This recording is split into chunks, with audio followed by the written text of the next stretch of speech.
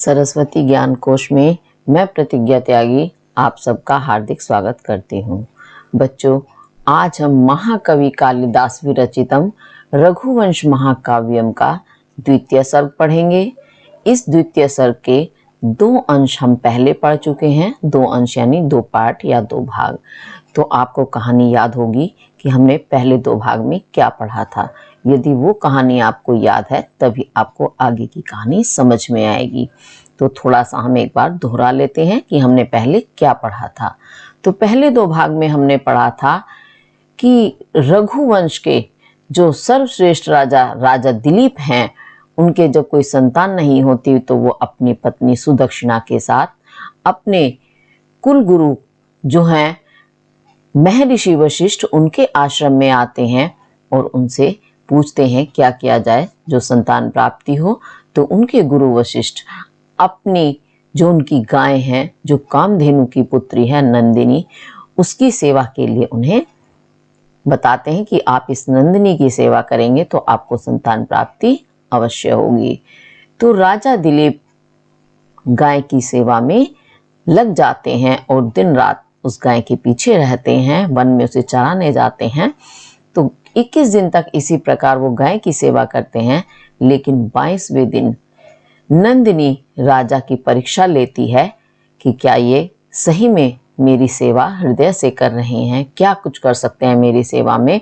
तो वहां वन में पर्वतीय गुफाओं में एक मायावी सिंह जो है नंदिनी को दबोच लेता है, उस पर आक्रमण कर देता है और राजा दिलीप वहां नंदिनी को छुड़ाने का प्रयास करते हैं। वो अपने अस्त्रों का प्रयोग करना चाहते हैं परंतु अस्त्र नहीं उठा पाते, नहीं चला पाते, उनका हाथ रुक जाता है।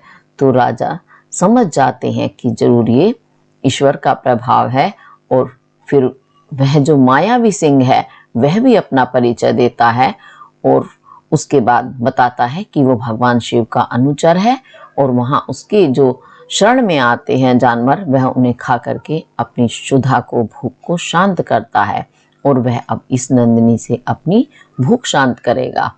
तो यही वार्ता वहां चल रही है। उससे आगे देखते हैं अब क्या होता है इसमें।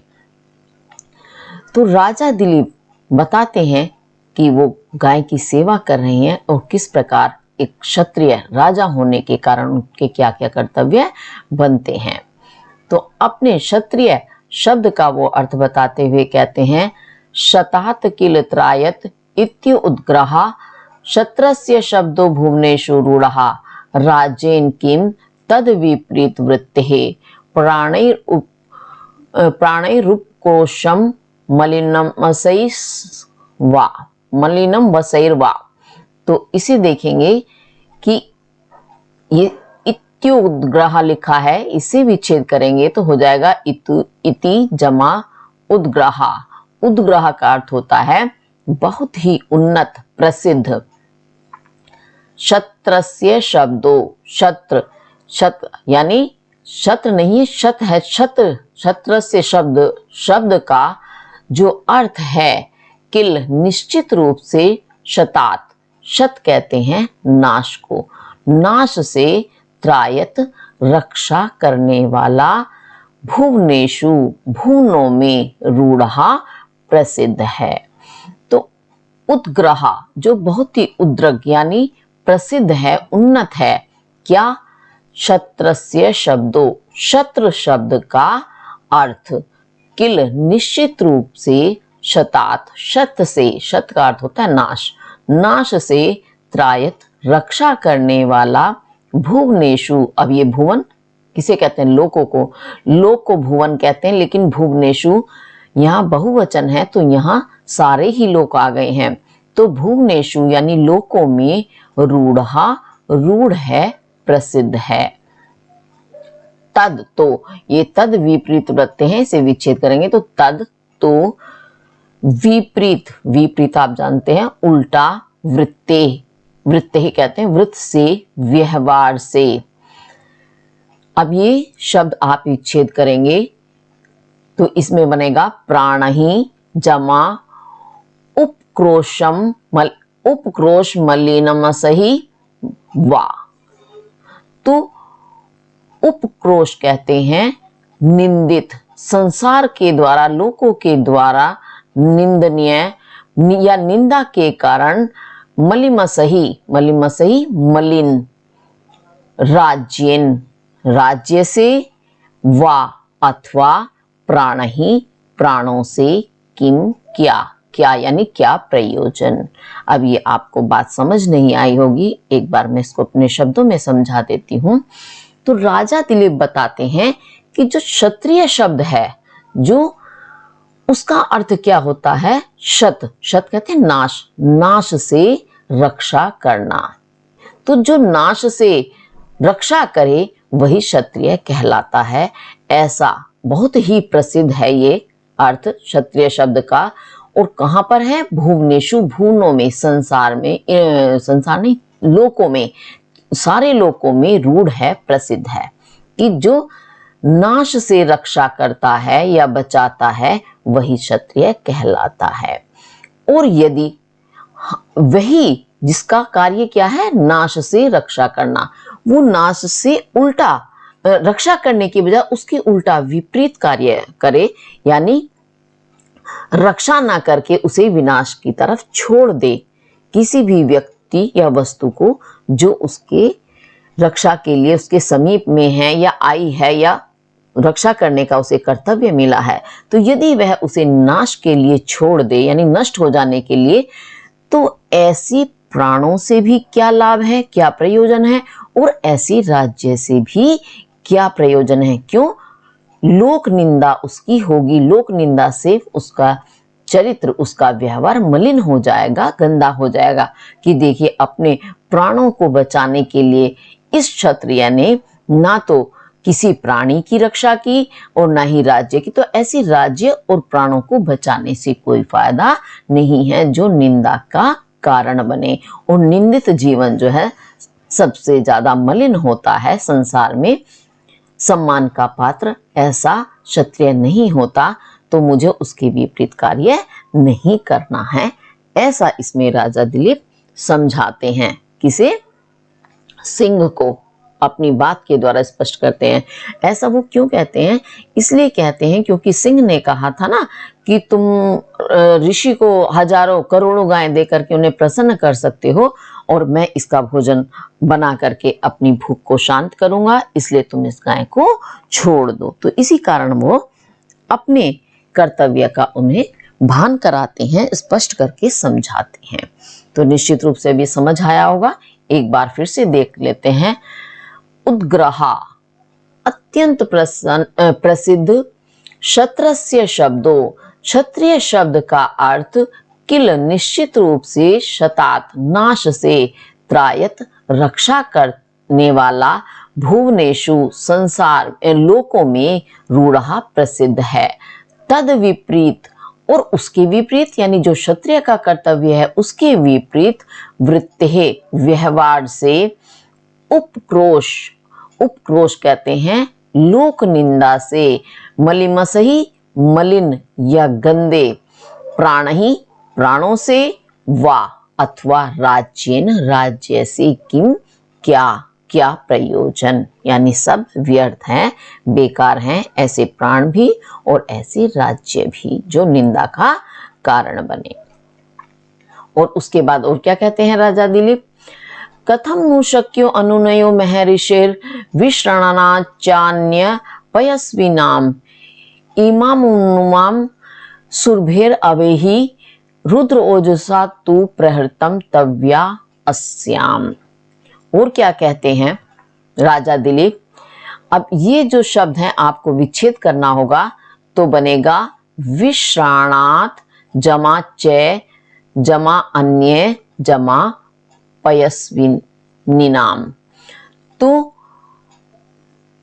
अन्य, अन्य यानी दूसरी ओर, पयस्विनिनाम, दूध देने वाली गायों के, विश्राणात, दान देने से, महर्षि, महर्षि का, अनुन्यो, अनुन्य यानी क्रोध शांति या विनम्रता, कथमनु, कैसे शक्य हो सकती है, क्योंकि इमाम इसे विच्छेद करेंगे तो शब्द बनेगा इमाम जमान अनुनाम।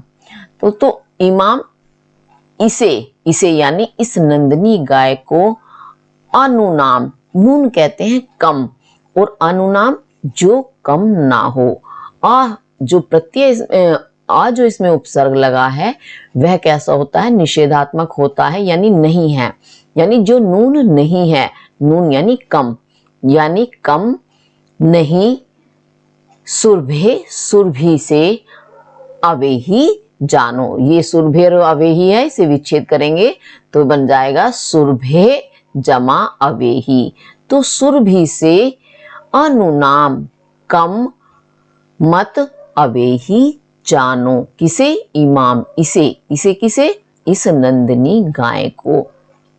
तो क्योंकि तव्या तुम्हारे द्वारा अस्याम इस पर यानी इस नंदनी पर रुद्र ओजसा, रुद्र कहते हैं भगवान शिव को, ओजसा ओजस से, उनके प्रताप से, प्रहृतम प्रहार किया गया है।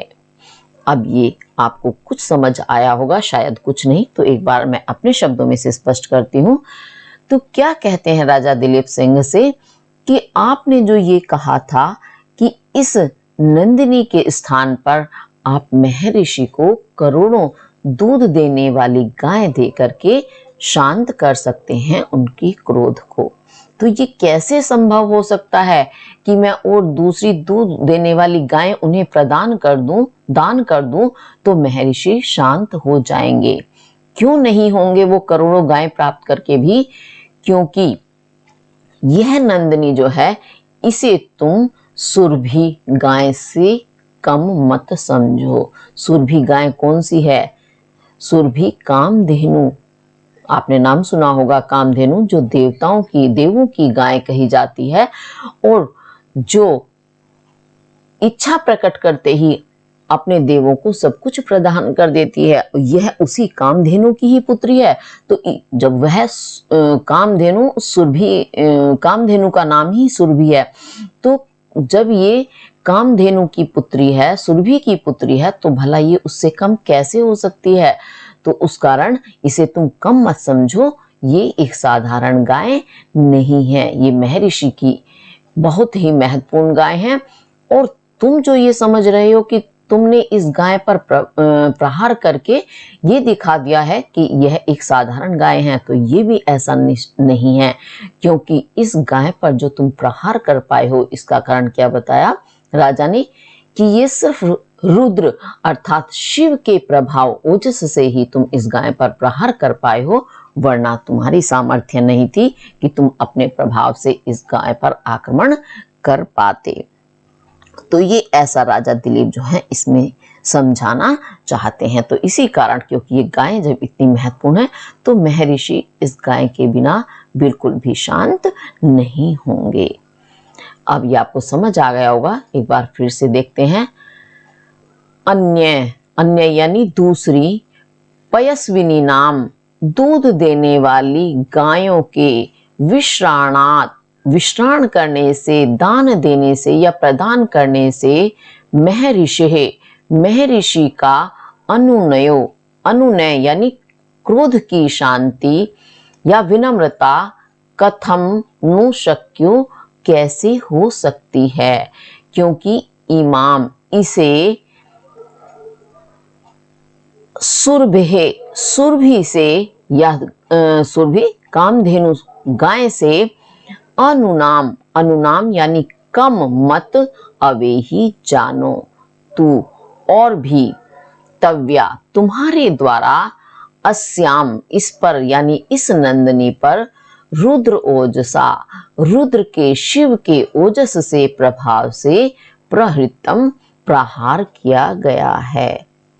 ये अब आपको अच्छे से समझ आ गया होगा। अब आगे देखते हैं और क्या कहते हैं राजा दिलीप सिंह से। सेयम स्वदेहा अर्पण निष्क्रियेण नान्यमया मोची तुम भवतः न पारणा स्याद् विहता तद एवं भावेद अलुप्तस्य मुनेः क्रियार्थः।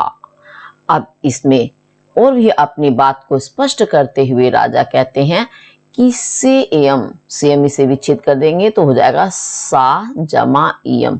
सा वह, इयम यह, वह यह कौन, यानी वह जिस पर तुमने आक्रमण करके इसे अपने अपने कब्जे में कर लिया है, ऐसी इयम यह यानी यह इस नंदिनी को स्व देह, स्व कहते हैं अपना देह, शरीर के अर्पण कर दे करके, निष्क्रिय करके यानी इसका मूल्य दे करके, मया मेरे द्वारा, भवतः आपसे, मोचयितुम छुड़ाना, न्यायः न्यायोचित है, उचित है, सही है। और तव एवं इसे विच्छेद कर देंगे तो ये बनेगा तव जमा एवं। एवं इस प्रकार तव तुम्हारी, पारणा विहतः बाधित ना नहीं स्याद होगी। पारणा क्या होती है, जैसे पारण करना, जैसे हमने व्रत रखा, पूरे दिन व्रत करते हैं और जब संध्या काल में या जो भी समय होता है उस समय जब हम उस व्रत को खोलते हैं भोजन इत्यादि करके तो उसे पारणा कहते हैं।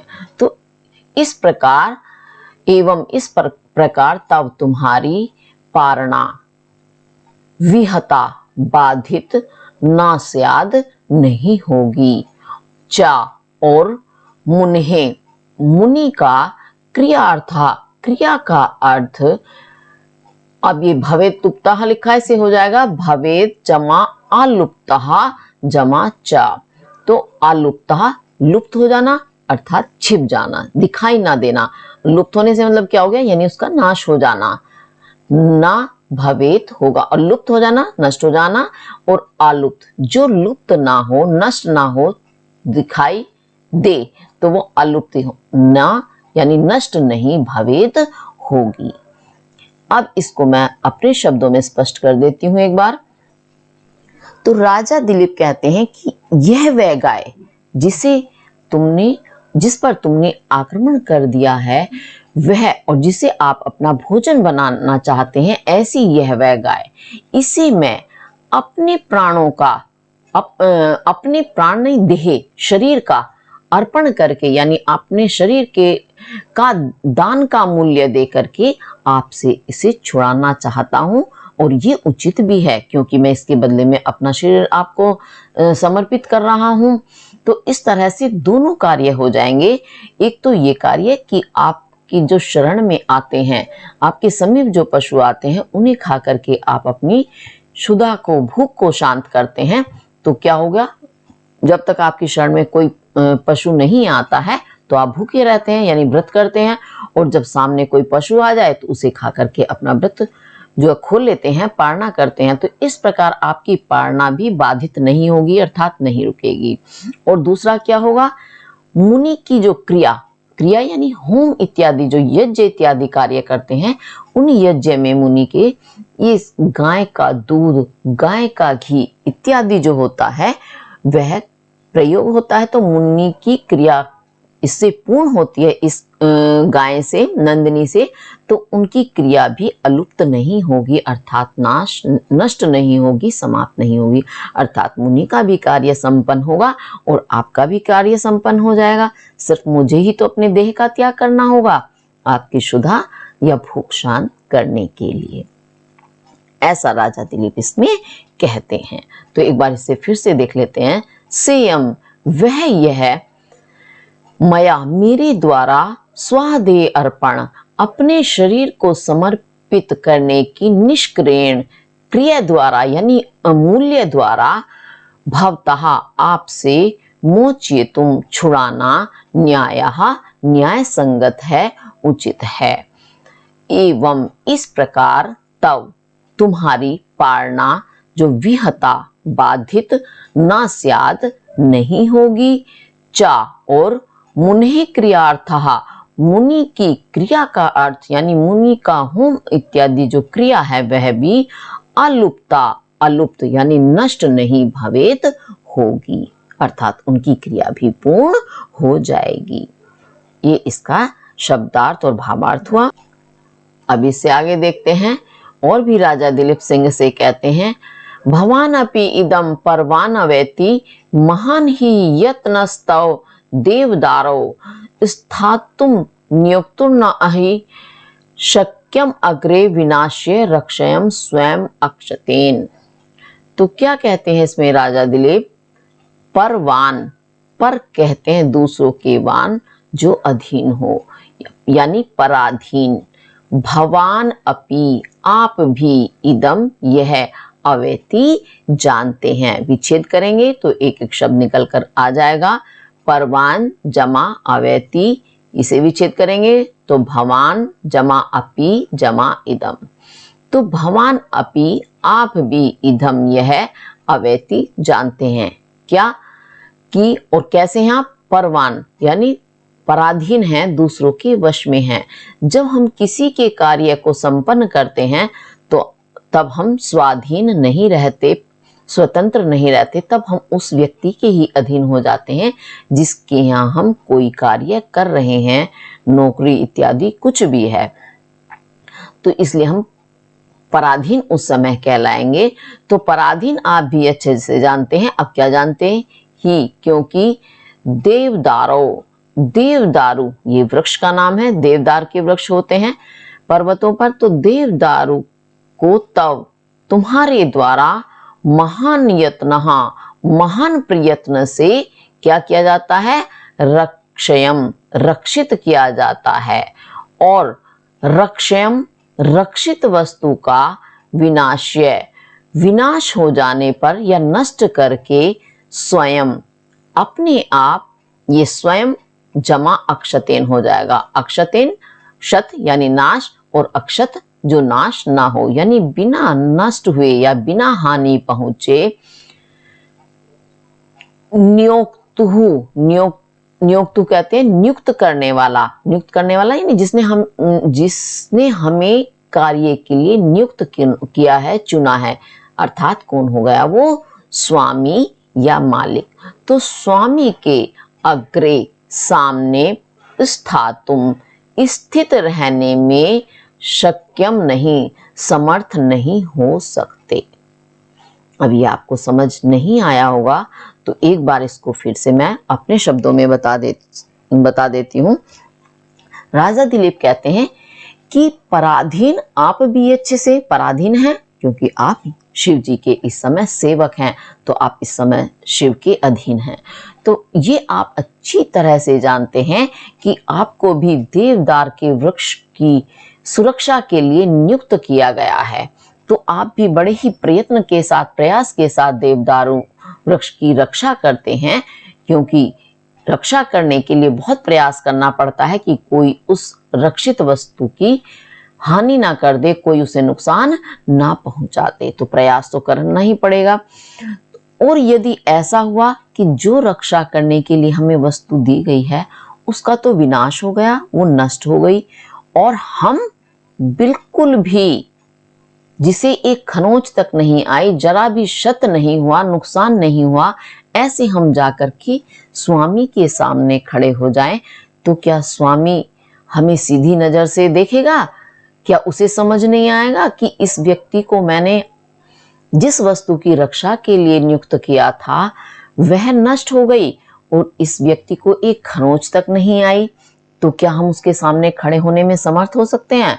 बिल्कुल नहीं हो सकते, क्योंकि जिस वस्तु की रक्षा करते हैं, यदि उस पर कोई विपत्ति आई है तो रक्षा करते हुए सबसे पहला तो कर्तव्य ये है, चाहे हमें अपने प्राण ही क्यों ना गंवाने पड़े, उस वस्तु की हमें रक्षा करनी चाहिए।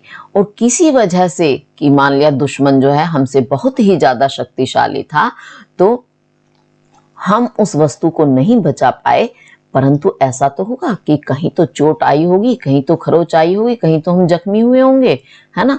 तो इससे क्या पता चलता है कि इस रक्षक ने पूरा प्रयास किया, इसी कारण ये स्वयं भी क्षत हो गया, घायल हो गया, लेकिन खरोंच तक नहीं आई। तो इसका मतलब यह कि इस सामने वाले रक्षक ने बिल्कुल भी प्रयास ही नहीं किया और जानबूझकर उस वस्तु को गंवा दिया। तो इस स्थिति में हम स्वामी के सामने खड़े नहीं हो सकते। ये इसका भावार्थ हुआ। अब निश्चित रूप से आपको ये समझ आ गया होगा। आगे देखते हैं हम और क्या कहते हैं राजा दिलीप सिंह से। किम अप्यहिंसस्यस्तव चेन्मतो अहम यशः शरीरे भव में दयालु एकांत विध्वंसिषु मद विधानाम पिंडेश्वनास्था खलु भौतिकेषु। तो और वो कहते हैं चेत यदि, अब इसे भी छेद करेंगे, किम अपि अहिंसस्य जमा तव, ये इसे भी विच्छेद करेंगे, चेन का हो जाएगा चेत जमा मतहा जमा अहम। तो कमपि और भी, चेत यदि, अहम मैं, तव मतो तव तुम्हारे मतों मत में तुम्हारे विचार में, अहिंस्यः अहिंस्य हूं, अहिंस्य यानी जिसकी हिंसा नहीं की जा सकती अर्थात मारा नहीं जा सकता, अहिंस्य हूं अवध्य हूं। तो मैं मेरे यशः शरीरे यश शरीर पर दयालु भव, दयालु हो जाओ, भव हो जाओ। क्यों? मद विधानाम, ये होगा मत यानी मेरे, विधानाम जैसे, मुझ जैसे, एकांत एक ही है। एकांत शब्द का अर्थ यहाँ दो निकलेंगे, एक है एकांत, समझते हैं बिल्कुल एक अकेले रहना एकांत में शांति में, और यहाँ है एक जमा अंत जिसका एक ही अंत है, यानी जो इस पृथ्वी पर जन्मा है उसका अंत निश्चित है। तो ऐसे एकांत यानी निश्चित रूप से विध्वंसिषु विनाशशील भौतिकेषु, भौतिक, भौतिक क्या होता है जो हमारे सामने स्पष्ट दिखाई देता है। तो यह शरीर भी तो भौतिक शरीर है क्योंकि इस पृथ्वी के पंच तत्वों से मिलकर बना हुआ है यह शरीर। पंच तत्व आप जानते हैं क्या क्या है? पृथ्वी, जल, वायु, आकाश और अग्नि, ये पंच तत्व कहलाते हैं। इनसे जो वस्तु भी बनती हैं वो सारी भौतिक होती हैं। तो एकांत यानी निश्चित रूप से विध्वंसिषु विनाशशील भौतिकेषु, भौतिक, ये पिंडेश्वनाथ अनास्था, इसे विच्छेद करेंगे तो बनेगा पिंडेशु जमा अनास्था। तो पिंडों में ना नहीं है आस्था, आस्था यानी विश्वास, यकीन या प्रेम भी यहाँ आस्था के लिए हम प्रयोग कर सकते हैं। अब इसको एक बार मेरे शब्दों में समझिए, फिर आपको अच्छे से समझ में आ जाएगा। तो राजा को सिंह ने कहा था कि आपको मारने से कोई फायदा नहीं है क्योंकि आपके मर जाने से बहुत सारे प्राणी जो असुरक्षित हो जाएंगे, और यहाँ सिर्फ एक गाय का सवाल है। तो राजा कहते हैं कि यदि तुम मुझे अहिंस्य मानते हो यानी तुम्हारे विचार में मैं मारने योग्य नहीं हूं, तो तुम मेरे यश रूपी जो मेरा शरीर है उस पर दयालु हो जाओ। क्यों? यदि मैंने इस भौतिक शरीर को बचाने के लिए या अपने प्राणों को बचाने के लिए लालच किया तो मेरा यश रूपी शरीर जो है वो नष्ट हो जाएगा। तो इस कारण मेरे यश शरीर की तुम रक्षा करो, उस पर दया करो। क्यों? कि मेरे जैसे जो यश रूपी शरीर से स्नेह करते हैं, ऐसे हम लोग जानते हैं कि निश्चित रूप से एक दिन ये शरीर जो है नष्ट होना है। यह भौतिक शरीर है, भौतिक यानी जो पंच तत्वों से मिलकर के बना है, और ये एक पिंड है। पिंड उन्होंने शरीर को कहा है। तो इस भौतिक शरीर पर तुम जो है दया मत करो, यश शरीर पर दया करो, क्योंकि हम जैसे लोग जो यश शरीर से स्नेह करते हैं वो इस भौतिक शरीर से प्रेम नहीं करते। ना आस्था, मतलब आस्था नहीं है उन्हें, मुझ जैसों को इस शरीर पर आस्था यानी प्रेम नहीं है। यानी हम अपने शरीर से प्रेम नहीं करते बल्कि यश से प्रेम करते हैं। ये इसके कहने का भावार्थ है। एक बार इसको हम फिर से देखते हैं। किमपि, किमपि यानी और भी, चेत यदि, अहम मैं, तव मतो तुम्हारे मत में तुम्हारे विचार में, अहिंस्य अहिंस्य हूं अर्थात न मारने योग्य हूं, तो मैं मेरे यशः शरीरे यश रूपी शरीर पर दयालु भाव दयालु हो जाओ, दयालु यानी दया करने वाले बन जाओ। और खलु निश्चित रूप से मद विधानाम, मुझ जैसे एकांत विध्वंसिषु, निश्चित रूप से कि एक ही है अंत, जिसका एक ही परिणाम है वो है अंत यानी मृत्यु। तो इसका मतलब है निश्चित रूप से विध्वंसिषु, विनाशशील या नष्ट होने वाले, भौतिकेशु, भौतिक पिंडेशु, शरीर पर ना नहीं आस्था, आस्था रखते हैं या प्रेम नहीं रखते हैं। ये इसका शब्दार्थ और भावार्थ हुआ। अब आगे देखते हैं। और सिंह से कहते हैं राजा, संबंधम आभाषण पूर्वम आहुर्व्रतः स नो संगतयोर वनान्ते तद भूतनात् अनुगः न अहर्षि त्वम संबंधिनो में प्रणयम विहंतुम। तो क्या कहते हैं राजा दिलीप सिंह से कि संबंधम, संबंध, आभाषण पूर्वम, आभाषण यानी वार्तालाप, भाषण बोलना, आभाषण वार्तालाप के दौरान आहु कहा जाता है। सा वह यानी वह संबंध, नहो हम दोनों का, नौ हम दोनों का, वनांते वन के अंदर, संगतयो मिलने पर, वृत्तहा हो गया है। तद तो भूतनाथ अनुगहा, भूतनाथ किसका नाम है? भगवान शिव का, शिव के अनुगहा सेवक या अनुचर, तो ही शिव के सेवक, त्वम तुम, में मेरे, संबंधिनो संबंधी, प्रणयम प्रणय को, प्रार्थना को, विहंतुम हंत करने में, नष्ट करने में या अस्वीकार करने में, ना नहीं अहर्षि समर्थ हो, योग्य हो। ये इसका शब्दार्थ है।